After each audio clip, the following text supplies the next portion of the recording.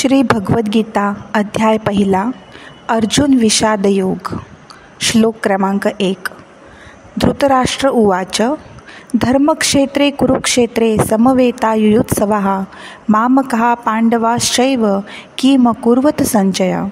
अर्थात धृतराष्ट्र म्हणतो, हे संजय, धर्मभूमी कुरुक्षेत्रावर युद्धासाठी जमलेले माझे पुत्र आणि पांडव यांनी तिथे काय केले. हा श्लोक भगवद्गीतेचा आरंभ करणारा आहे.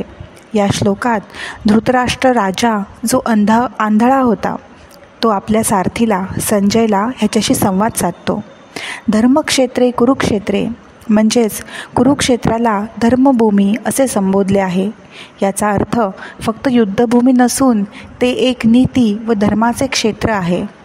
समवेतायुयुत्सवः म्हणजे दोन्ही पक्ष कौरव आणि पांडव युद्धासाठी सज्ज होऊन एकत्र जमले आहेत. मामकः पांडवश्चैव. धृतराष्ट्र आपल्या मुलांना मामकः म्हणजे माझे असं म्हणतो आणि पांडवांना वेगळे म्हणून पांडवाश्च असं ओळखतो. यातून त्याचा पक्षपाती स्वभाव दिसून येतो. किम कुर्वत संजय. ते काय करत होते संजय असा प्रश्न विचारतो. प्रत्यक्षात त्याला माहिती आहे की युद्धासाठी जमलेले आहेत, पण त्याच्या मनातली अस्वस्थता आणि भीती यामुळे तो संजयला प्रश्न विचारतो आणि पुढे संजय आपल्या दिव्य दृष्टीने त्यांना उत्तर देतो. तर हा श्लोक भगवद्गीतेच्या कथनाची सुरुवात करतो. यातून पुढे अर्जुनाचा मानसिक संघर्ष आणि कृष्णाचे गीतेतले उपदेश उलगडत जातात. धृतराष्ट्र अंधा असूनही तो आपल्या पुत्रांबद्दल अतीव आसक्त आहे. धर्मक्षेत्र म्हणजेच कर्मभूमी आणि आत्मचिंतनाचे स्थान, गीतेचा खरा अर्थ याच भूमीवर उलगडतो. संजय ज्याला दिव्य दृष्टी आहे तोच हे संपूर्ण संवाद आपल्यापर्यंत पोचवतो. श्री भगवद्गीता अध्याय पहिला श्लोक क्रमांक 2. संजय उवाच दृष्ट्वा तु पांडवानीकं व्यूढं दुर्योधनस्तदा आचार्य उपसंगम्य राजा वचन अम्रवीत.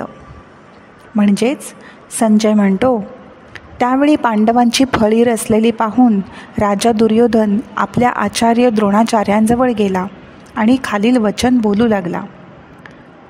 या श्लोकात युद्धाच्या सुरुवातीची तयारी दाखवली आहे. संजय ज्याला दिव्य दृष्टी आहे तो युद्धभूमीवरील घडामोडी धृतराष्ट्राला सांगू लागतो. दुर्योधनाने पांडवांची रचना म्हणजेच व्यूह पाहिलं आणि त्यांनी केलेली युद्धफळी पाहून तो अस्वस्थ झाला.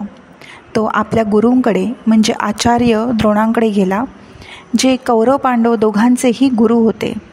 येथे दुर्योधनाला एक राजा म्हणून संबोधले आहे. त्याचा अहंकार आणि अधिकार यावरून आपल्याला कळतो. दुर्योधन पांडवांची व्यूहरचना पाहून अक्षरशः घाबरतो आणि त्याला आपल्याला पाठिंबा मिळेल याची खात्री करून घ्यायची असते. म्हणूनच तो आचार्य द्रोणांकडे जाऊन बोलतो.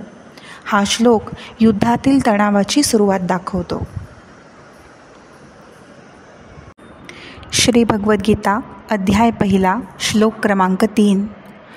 पश्येता पांडुपुत्राणामाचार्य महतीं चमूं व्यूढां द्रुपदपुत्रेण तव शिष्येण धीमता. चला आता ह्याचा मराठीत अर्थ पाहूया.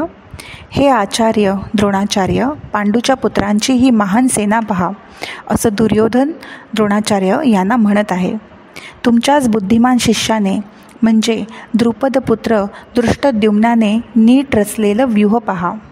हा श्लोक दुर्योधन बोलत आहे. तो आपल्या गुरु द्रोणाचार्यांना उद्देशून म्हणतो.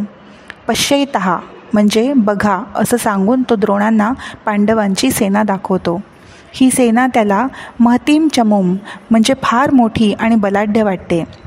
ही सेना व्यूढां म्हणजे नीट रचलेली आहे, म्हणजे युद्धासाठी व्यूहरचनेत सज्ज आहे. विशेषतः तो सांगतो की ही व्यूहरचना केली आहे दृष्टद्युम्नाने, जो द्रोणाचार्यांचा शत्रू, राजा द्रुपदचा मुलगा आणि द्रोणांचा शिष्यही आहे. या श्लोकातून दुर्योधनाचे सूक्ष्म उपहासात्मक बोलणं दिसतं. तो जाणीवपूर्वक हे सांगतो की पहा, तुमचाच शिष्य पांडवांची सेना किती नीटपणे सजवतो आहे. दृष्टद्युम्न हा द्रोणाचार्यांच्या शत्रूचा पुत्र असून भविष्यात द्रोणांचा वध करणार आहे हे सर्वांना ठाऊक होते. त्यामुळे दुर्योधन हे बोलून द्रोणांच्या निष्ठेची परीक्षा घेतोय यातून हे कळतं. तो गुरु शिष्याच्या नात्याच्या आधारे द्रोणांचा विश्वास ढळेल की काय असा भावनिक खेळ करतो आहे असं यातनं प्रेरित होतं.